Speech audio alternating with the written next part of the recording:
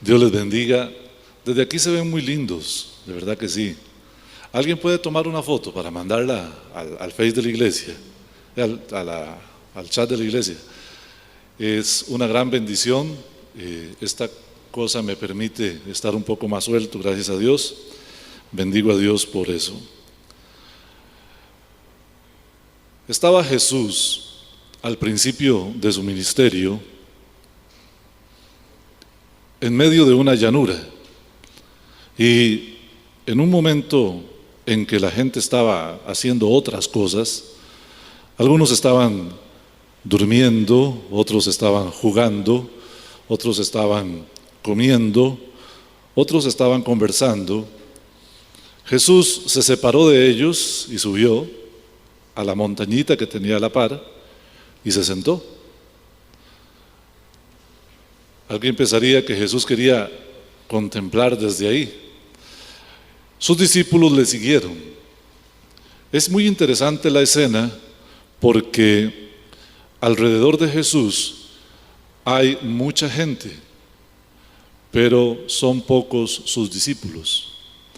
Los discípulos tienen una característica: son aprendices toda la vida. Un discípulo es aquel que quiere aprender. Entonces en el mundo hay mucha gente alrededor de Jesús, pero hay un pequeño grupo que son sus discípulos, están buscando a Jesús. Los discípulos se sentaron ahí alrededor de Jesús, y Jesús, abriendo su boca, les enseñaba. Es interesante que Mateo diga que Jesús abriendo su boca les enseñaba, y es que no solamente con las palabras se enseña. Jesús dijo también: aprended de mí, que soy manso y humilde de corazón. Es decir, también se enseña con el ejemplo. Pero en esta ocasión Jesús quiso enseñarles por medio de palabras. El Sermón del Monte que hemos venido estudiando en Mateo capítulo 5 es un discipulado intensivo. Jesús toma el tiempo para enseñarle a sus discípulos acerca de la vida cristiana. Ahora bien, hemos estudiado las primeras dos bienaventuranzas la semana pasada: bienaventurados los pobres en espíritu y bienaventurados los que lloran. Y hoy estudiaremos la tercera y cuarta, posiblemente solo la tercera: bienaventurados los mansos, porque ellos recibirán la tierra por heredad. Mateo capítulo 5, verso 5. Ahora, cuando estudiamos las bienaventuranzas, hemos de tener claro que no es un anaquel lleno de cajitas bonitas a las que podemos ir y tomar una u otra. Había un hombre que decía: yo no puedo vivir el Sermón del Monte, pero me gusta ser un pacificador. Entonces, aunque no puedo ser todas las demás cosas, sí quiero ser un pacificador. Gran error. El Sermón del Monte no es, las bienaventuranzas y el Sermón del Monte no es un conglomerado de cosas a las que debemos aspirar, un índice de virtudes a las que debemos prestar atención para alcanzarlas. No. Ciertamente las bienaventuranzas, especialmente en el Sermón del Monte, son las muchas caras de un diamante que se llama cristiano. Si usted las tiene todas, es cristiano. Si a usted le falta una, no es cristiano. Y usted y yo debemos comprender que Jesús no está diciéndoles: quiero que hagan esto, sino está diciéndoles: si ustedes son mis discípulos, serán todo esto. Cuando vemos las primeras dos bienaventuranzas, vemos a una persona que empieza a despejarse su imagen, como alguien que sale de entre las sombras y que la luz va dejando ver sus rasgos. Así es cuando vamos viendo las bienaventuranzas, vamos descubriendo al cristiano que somos. Ahora usted posiblemente pensará, yo estoy muy largo de ser todo esto que dice Mateo capítulo 5. Sí, es posible que nos falte desarrollar las habilidades que tenemos, pero por ser cristianos las tenemos. Voy a darle un ejemplo. Usted, por ser un ser humano, tiene muchos potenciales. Por ejemplo, cualquiera de los varones o mujeres que están aquí podrían ser deportistas. Conozco gente que ha comenzado a correr cuando tenía 65 años. Estaba en una fila con una señora en el hospital y comenzó a hablar de sus logros y tenía ya 70 años y dijo, yo he corrido la maratón de Boston. Y yo pregunté, ¿cuándo? Y dijo, hace 2 años. Con 67 años corrió la maratón de Boston. Y yo dije, ¿usted ha corrido toda la vida? Y ella dijo, no, yo empecé a correr hace 5 años. A los 65 años empezó a correr. El potencial está ahí, pero hay que desarrollarlo. Cualquiera flacucho puede empezar a hacer pesas y dentro de unos meses o algún año y medio tendrá una musculatura envidiable con dieta y con ejercicio. Todos tenemos el potencial, hay que desarrollarlo. De igual manera, cuando usted es cristiano, todo esto está en usted. No es algo que usted va a alcanzar, es algo que usted, si es cristiano, lo tiene, pero hay que desarrollarlo. Ahora bien, ¿cómo se desarrollan las cualidades de las que nos hablan las bienaventuranzas? Ciertamente, solo hay una cosa que podemos hacer, y solo una, para que se desarrollen en nosotros las bienaventuranzas, debemos nacer de nuevo. Si una persona no le ha entregado a Cristo su corazón, no podrá, no será y no tendrá las bienaventuranzas y las bendiciones. Ahora, si bien es cierto, lo único que podemos hacer es entrar en el reino de Dios por medio del nuevo nacimiento. Ya estando en el nuevo nacimiento, sí hay algo que podemos hacer para impedir el desarrollo de estas características, y es no darle lugar al Espíritu Santo. Y al Espíritu Santo se le impide llevar a cabo la obra cuando nosotros somos negligentes en nuestras disciplinas espirituales. Todos los cristianos debemos leer las Escrituras, y al final de este mensaje voy a mostrarle por la palabra que para llegar al desarrollo pleno de nuestras cualidades espirituales necesitamos la palabra de Dios. Dice la Escritura que aquel que comenzó la buena obra en nosotros la perfeccionará hasta el día de Cristo. Esto significa que cuando usted y yo hemos nacido de nuevo, el Espíritu Santo empieza en una obra constante, frecuente y perseverante de perfeccionarnos hasta que Cristo venga. Sin embargo, en esa tarea se encuentra muchas veces el Espíritu Santo con nuestra negligencia, con nuestra apatía, con nuestra indiferencia y además con nuestra afición a cosas que, no siendo espirituales, nos desvían del camino. Por eso, el primer paso es nacer de nuevo. La tercera bienaventuranza que estudiamos hoy, que nos habla de la mansedumbre, dice nuevamente Mateo capítulo 5, verso 5, bienaventurados los mansos, porque ellos recibirán la tierra por heredad. La tercera bienaventuranza, al igual que la segunda y todas las otras 6 bienaventuranzas, no podrían ir adelante sin la primera. Todas van a depender de la primera. ¿Y cuál es la primera que estudiamos? Bienaventurados los pobres en espíritu.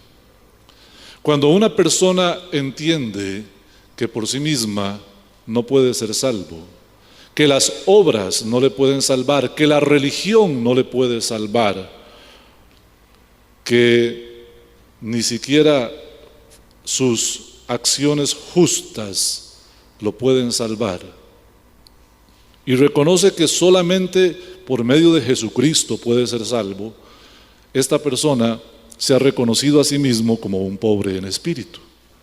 Y este pobre en espíritu tiene la segunda característica, y es que, doliéndole su pecado contra Dios, todos los días está pendiente de no ofender a Dios, y cuando ofende a Dios, su corazón se entristece, porque sabe que necesita a Dios. Por eso, una cualidad de aquel que no ha nacido de nuevo es que se cree autosuficiente y no necesita a Dios. Por lo tanto, jamás sentirá pesar por el pecado que comete. Es muy probable que hasta se complazca en el pecado que comete y no quiera salir de él.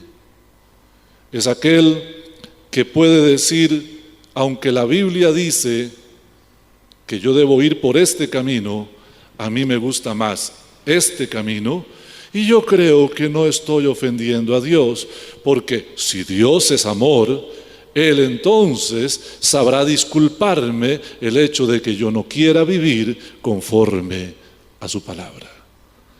Y eso, en última instancia, queridos hermanos, se llama arrogancia. Veamos acerca de la mansedumbre. Al igual que los pobres en espíritu y los que lloran por su pecado, los mansos son una antítesis para el mundo. El mundo no puede entender cómo nosotros podemos vivir de esta manera, porque ¿quién es un manso? Empecemos por decir quién no es un manso. El mundo piensa que un manso es aquel que deja pasar las ofensas. Eso es un manso. Así piensa la gente. El mundo piensa que un manso es aquel que es muy educado y nunca contesta una ofensa. También el mundo piensa que la indolencia es mansedumbre, es decir, pasan cosas y yo no hago nada, no muevo una mano. Son ideas erradas. En la Biblia tenemos 2 ejemplos de mansos, y solamente en 2 personas se menciona en la Biblia que son mansos, nada más. No se dijo de Pedro que era manso, no se dijo de Pablo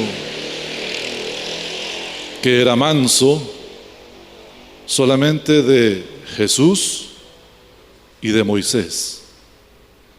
Y cuando usted piensa en estos 2 hombres, se da cuenta que eran mansos porque tenían 2 características.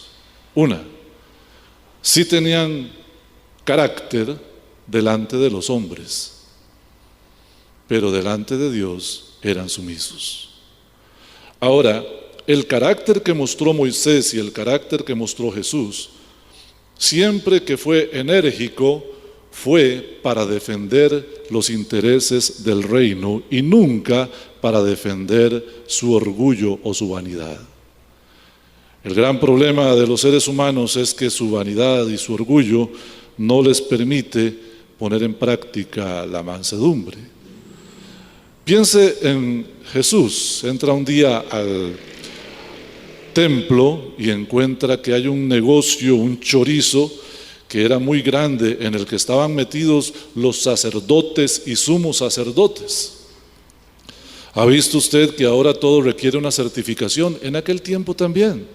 Si usted llevaba un macho cabrío desde su casa, al llegar al lugar donde se hacía el sacrificio, podía correr el riesgo de que por chorizo le dijeran: qué pena, pero ese no sirve. Hey, pero es macho de 1 año y no tiene defecto. A ver, tiene un muriseco ahí, ya no sirve. Pero si usted quiere, le podemos vender uno que ya está certificado por el sumo sacerdote de aquel corral. Le va a costar nada más que 20 denarios. Ese era el chorizo que había. Y además, como usted no trajo denarios, entonces aquí tenemos la mesa, que también es del sumo sacerdote, y ahí le cambiamos las moneditas por una cómoda comisión del 25%. Ese era el chorizo que había ahí. Y Jesús agarró, hizo un azote de cuerdas y les dijo: vamos para afuera, choriceros. Y a todos los echó puerta afuera. Les volcó las mesas, iba a decir que desmadre, pero hizo un gran desorden. ¿Por qué Jesús hizo eso? Para defender los intereses del reino y de su Padre Celestial. Y Moisés baja del monte con las tablas de la ley, y cuando llega, encuentra al pueblo comiendo, bebiendo, bailando y adorando a un ídolo de oro. Y Moisés agarra las tablas de la ley, como cuando yo agarro mi gorra y algo no me gusta y la tiro al suelo, y se quebraron las tablas de la ley.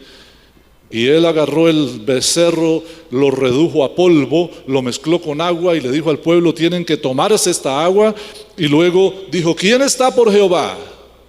Y los que estaban por Jehová se vinieron al lado de Moisés, y ese día estos mataron a 20,000 que no estaban por Jehová.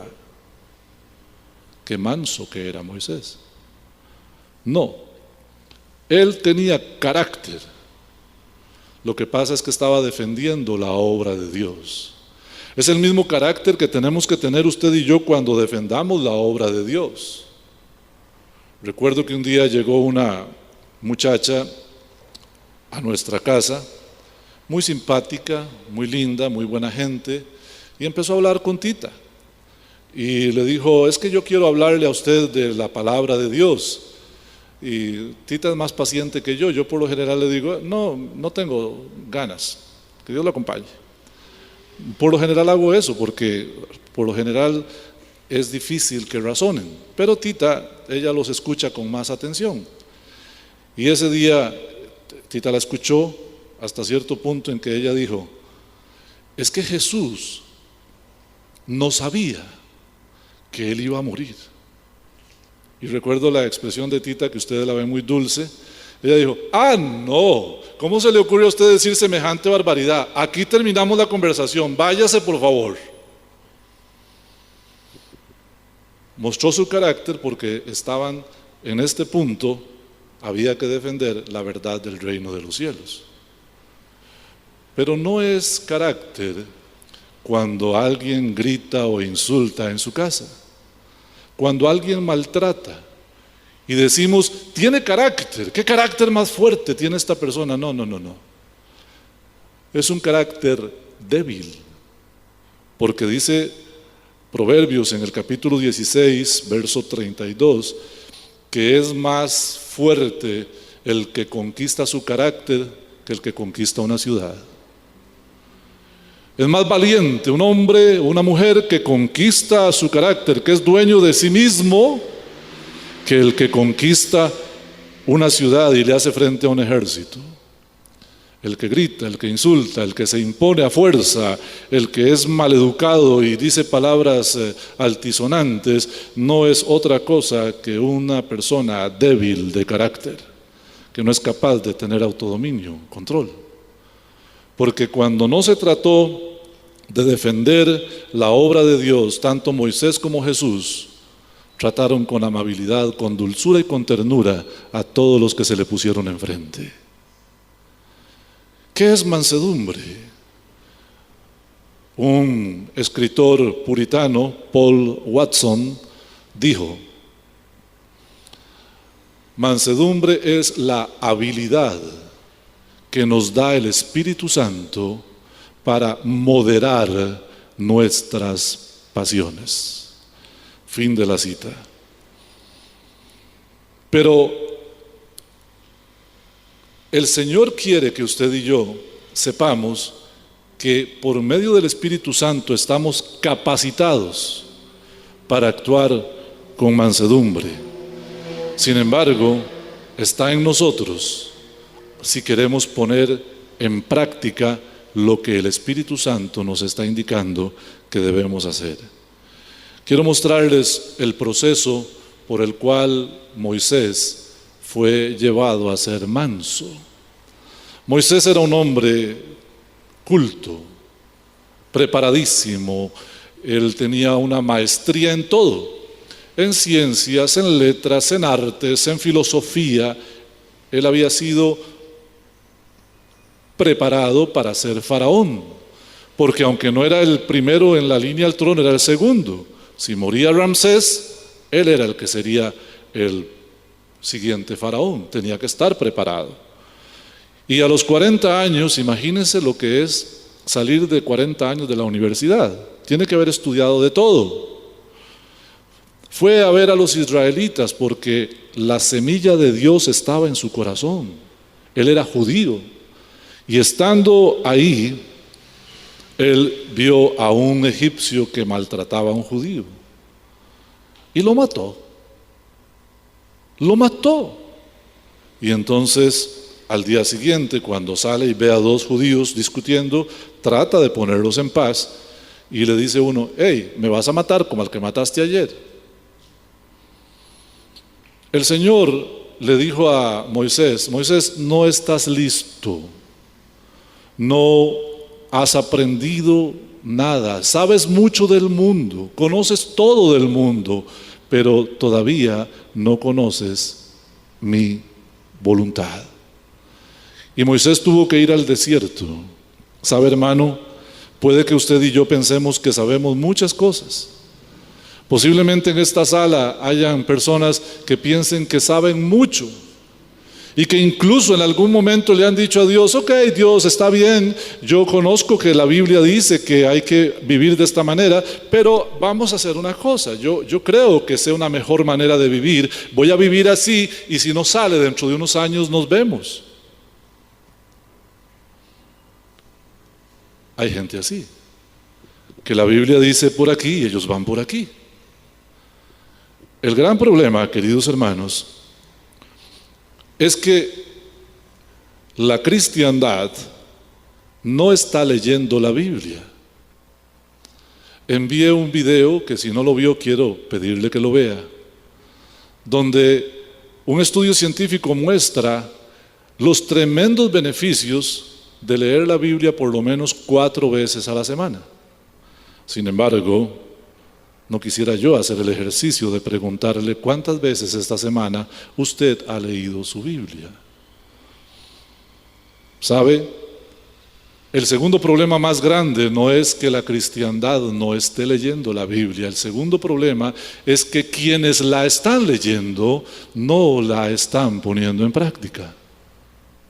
Una cosa es leer, otra cosa es hacer. Aquel que quiera llegar al desarrollo de la mansedumbre y de cualquiera de las características de las bienaventuranzas, debe darle campo al Espíritu Santo. Pero la forma de darle campo al Espíritu Santo es poniendo en práctica una palabra, una sola: sumisión. Mansedumbre es sumisión. ¿Quién es un manso? El doctor Lloyd Jones dijo: manso es aquel que está plenamente consciente de quién es Dios y quién es Él. Es el gran detalle.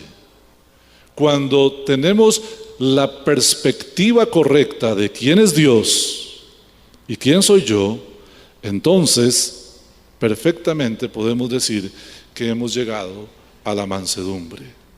Pero mientras nosotros creamos que tenemos el dominio, el control, estamos perdidos.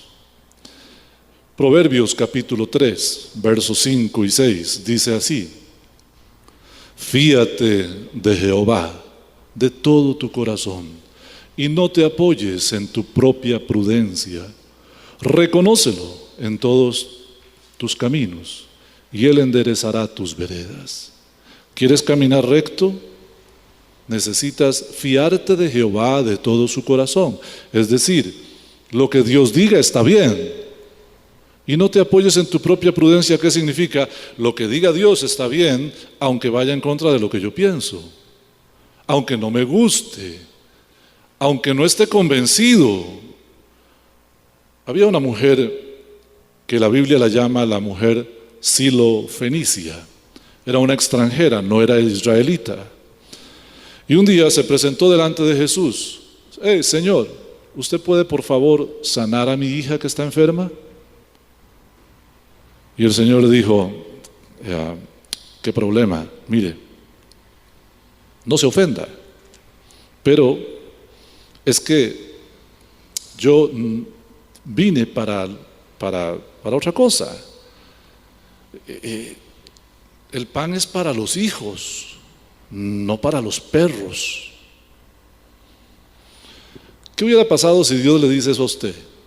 Usted viene al culto y entonces dice, esta palabra es para los cristianos, los que no son cristianos, no. A ver, todos los que, no sé, cualquier cosa. Si Jesús le hubiera dicho, es que es para los hijos, no para los perros, y usted le está pidiendo un favor, usted, me está llamando perro. Usted me está llamando perro a mí. ¿Sabe qué, Jesús? No lo atraso. Siga usted con su asunto ahí de sanar enfermos y esas cosas, yo me voy, porque a mí nadie me trata como perro. Eso es lo que hubiéramos dicho muchos de nosotros. ¿Sabe qué hizo la mujer Silo-Fenicia? Inclinó su rostro y dijo en su corazón,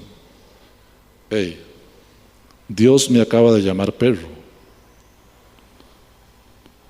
Ok, Señor, guau, ¿me da unas migajitas por favor? También los perrillos comen de lo que cae de la mesa. Eso es mansedumbre. Es decir, Dios, no te voy a contradecir nunca. No importa lo que me digas o cómo me lo digas, aunque no esté de acuerdo, aunque no me guste, tú eres Dios. Yo soy hombre. ¿Cómo podría yo cuestionar a Dios? Vuelvo a la cita del doctor Lloyd Jones. Manso es aquel que está plenamente consciente de quién es Dios y quién es Él. Y yo agregaría de mi parte, y sabe la diferencia, y sabe entender la diferencia. Hay una cosa que nos pasa a todos los seres humanos, nos gusta y alabamos a Dios y adoramos a Dios cuando Dios hace por nosotros lo que a nosotros nos gusta. ¡Qué bien! Dios sí que sabe, Él es sabio, Dios es bueno, porque me consiguió el trabajo que yo estaba pensando, porque yo hice una oración para conseguir la esposa o el esposo que yo necesitaba, porque el Señor me ayudó a pasar el examen, porque el examen del COVID me salió negativo. Dios es bueno. Y si yo le pregunto a usted, usted me dirá, amén.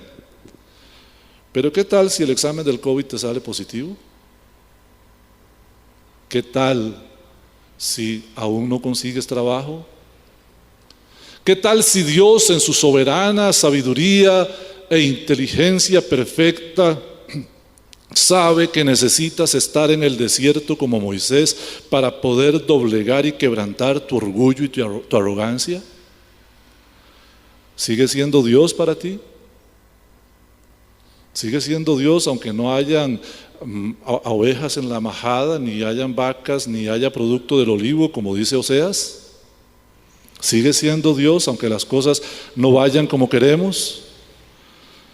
En Daniel capítulo 3 hay una historia impresionante, maravillosa.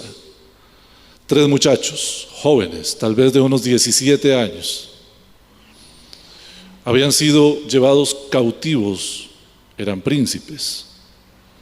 Imagínense eran 4, pero Daniel estaba por otro lado.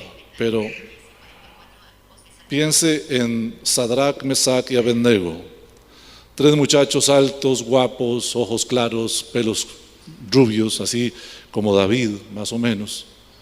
17 años, muy inteligentes, pero hijos de Dios. Y el rey Nabucodonosor dio una orden y dijo: vamos a poner a tocar aquí a la ¿cómo se llama? La cimarrona. Cuando suene la cimarrona, entonces ustedes tienen que arrodillarse ante esa estatua que yo hice, que tiene como 40 metros, porque es mi estatua y hay una orden, ustedes tienen que hacerlo. Y si no, ahí está el horno ardiente. Si no lo hacen, los vamos a echar. ¿Quién con 17 años se quiere morir? ¿Quién con 71 se quiere morir? Nadie se quiere morir, menos en el fuego. Y estos muchachos le dijeron a Nabucodonosor: oiga, Nabucodonosor, por cierto, apréndase ese nombre para cuando tenga un chiquito, Nabucodonosor, bonito. Le puede decir Nabuco cuando esté grande, ¿verdad? No tenemos necesidad de contestarle, porque nuestro Dios puede librarnos del horno ardiente. Ellos no estaban dudando del poder de Dios, pero si no lo hace, no vamos a adorar a sus dioses. Yo veo a estos 3 muchachos hermosos, inteligentes, con toda la vida por delante, diciéndole al rey: nosotros sabemos que Dios puede, confiamos en su providencia, Dios es grande, pero si Él decide otra cosa, para nosotros está bien. Y nos metemos al horno. Y de hecho se metieron al horno. Cuando Dios te pida algo en lo que no estás de acuerdo, ¿lo harás? Eso es mansedumbre. Mansedumbre. Bienaventurados los mansos. Si usted es cristiano, usted tiene el potencial de ser manso. ¿Cuál es el potencial de ser manso? Entendiendo la distancia que hay entre Dios y yo, entendiendo que Él es Dios y yo soy hombre, entendiendo la diferencia, yo voy a hacer todo lo que el Señor me diga que haga, porque no solamente voy a leer su palabra, sino que también la voy a poner por obra. Quiero terminar, como le dije al principio, mostrándole que por medio de la palabra del Señor es que desarrollamos la mansedumbre. Mire, yo estaba impresionado con ese video. Dice que cuando usted lee la Biblia 4 veces a la semana, descienden sus niveles de ansiedad, descienden sus niveles de amargura, mejoran sus relaciones con los demás, incluso hasta su salud se ve beneficiada con solo leer la palabra. Para ilustrar lo que he dicho acerca de la conciencia que debemos de tener de quién es Dios y quiénes somos nosotros, voy a invitarle a que lea conmigo en Isaías capítulo 66. Querido John, tal vez me ayudas y usted abra su Biblia o su app y leamos Isaías 66, verso 1 y 2. Jehová dijo así: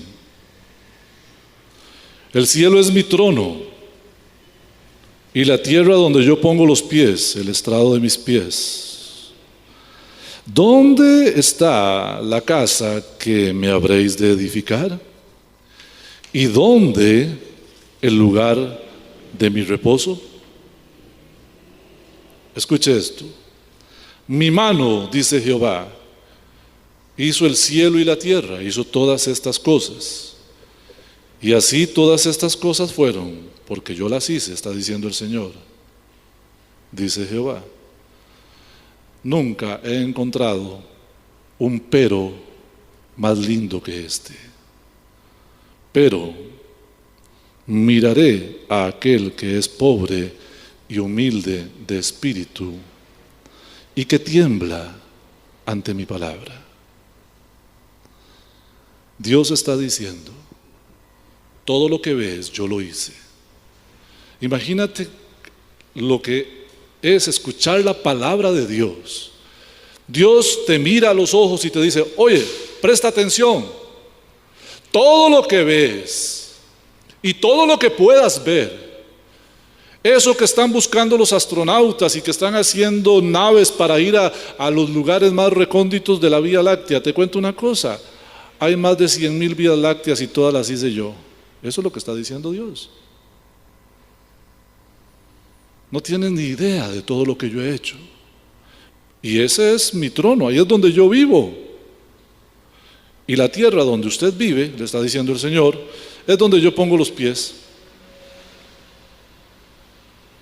Todo esto yo lo hice. Y vea el poder y vea la magnitud, la portentosidad de Dios. ¿Necesita Dios a alguien? No. No necesita a nadie. Hay un pero que es maravilloso, aquí lo dice, pero, a pesar de que yo soy así de grande, yo hice todo, pero yo miraré al que es pobre y humilde de espíritu. ¿Y quién es un pobre y humilde de espíritu? Aquel que sabe la diferencia entre Dios y él. Aquel que sabe que su pecado le aparta de Dios y que le duele ofender la santidad de Dios y necesita ponerse a cuentas con Dios porque sabe que Dios es Dios y Él es hombre. Miraré. ¿Alguna vez usted ha pasado a la par de alguien que se cree muy importante? Yo sí. ¿Alguna vez usted le ha dirigido la palabra a alguien que se cree muy importante y lo ha ignorado? A mí me ha pasado. Yo creo que si nosotros vamos a la casa presidencial, ¿verdad? Nos encontraremos unos cuantos individuos a los que usted le puede decir, ¡hey, Danielillo! Y él sigue, porque usted no es amigo de Daniel. O podría decirle, Charlie, y puede ser que él lo vea y no le conteste.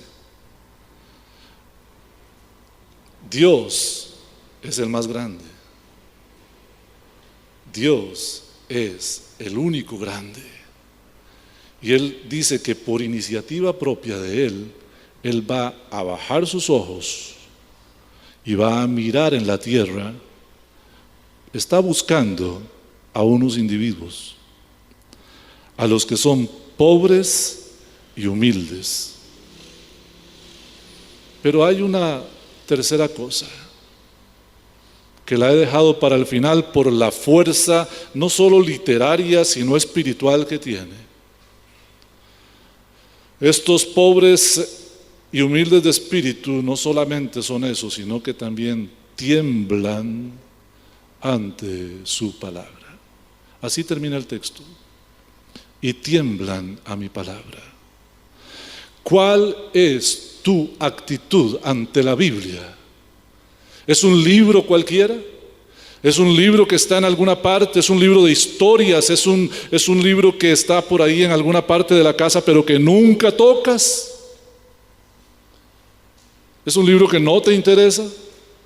Has de saber que la Biblia es la palabra de Dios.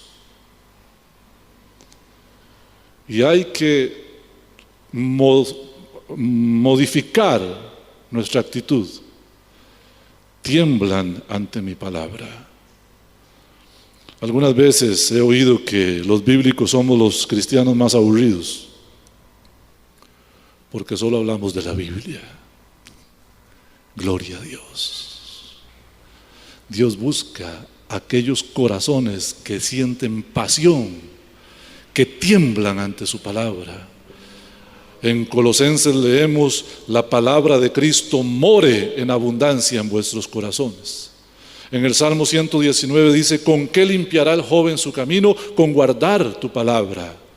Y le dijo el Señor a Josué en Josué 1:8: nunca se apartará de tu boca este libro, sino que de día y de noche meditarás en él para hacer y poner por obra todo lo que en él está escrito, porque entonces harás prosperar tu camino y todo te saldrá bien. Mansedumbre es la habilidad que el Espíritu Santo nos da para moderar nuestras pasiones. Su palabra es el medio por el cual podemos desarrollarla. Incline su rostro y vamos a orar. ¿Es usted manso? Usted, si ha nacido de nuevo, tiene la mansedumbre. En Gálatas capítulo 5, verso 19 en adelante leemos: porque el fruto del Espíritu es amor, gozo, paz, paciencia, benignidad, bondad, fe. Y los dos últimos son parte de una dicotomía: mansedumbre y templanza. Templanza es un carácter firme, un buen carácter. Pero mansedumbre está ahí porque es parte del fruto del Espíritu. Es decir, usted ha nacido de nuevo, usted lo tiene. Desarróllelo. Ahora, usted no ha nacido de nuevo, no podrá tenerlo jamás. Usted querrá cambiar de chichoso a bueno y no podrá. Usted querrá ser dulce y no podrá. Necesita dar el paso de tener a Cristo en su corazón. ¿En serio, pastor? Sí. Pero yo conozco cristianos chichosos. Yo no. ¿Cómo? Yo no. Porque cuando tienes a Cristo en el corazón, ¿cómo podrías ser un violento agresor sin que el Espíritu Santo de Dios te marcara la cancha? ¿Cómo podrías? ¿Cómo podrías? ¿Cómo podrías hacer todas esas cosas sin que el Espíritu Santo de Dios te hable? Pastor, estoy en un problema. Sí, creo que sí. Creo que sí.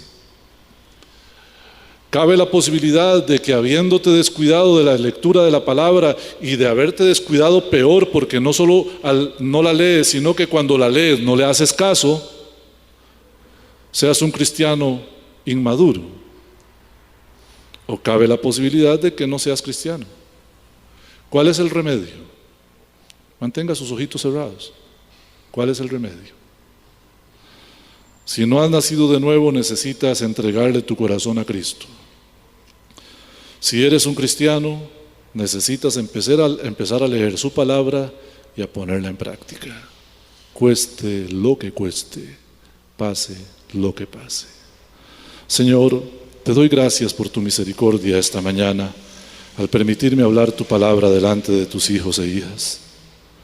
Te ruego por tu gracia, que tú toques, Señor, los corazones y que hagas, Señor, las transformaciones que quieras hacer en nosotros. Padre, abrimos nuestros brazos, nuestra mente y corazón y decimos: haz, Señor, lo que quieras. Te ruego, Señor, que si hay convicción en el corazón de alguno que no ha aceptado a Cristo en su corazón, Señor, ahora, Padre, tú lo toques, la toques. Si usted no ha aceptado a Cristo y quiere hacerlo esta mañana, repita conmigo esta oración: amado Dios, yo reconozco que soy pecador o pecadora y que necesito ponerme a cuentas contigo, Señor. No había entendido, pero ahora, Señor, pongo mi confianza en Cristo para mi salvación y te ruego que me aceptes como uno de tus hijos, que perdones mis pecados. Para siempre quiero ser tu hijo, por Jesús. Gracias, Señor, por esta reunión de bendición. Te ruego que lleves con bien a cada uno de mis hermanos y hermanas, Señor, y que nos ayudes a sobrellevar este tiempo difícil en tu presencia y de tu mano. Tu gracia sea con todos nosotros, Señor, en mostrarnos dónde debemos ajustar nuestra conducta, para honra y gloria de tu santo nombre. Amén.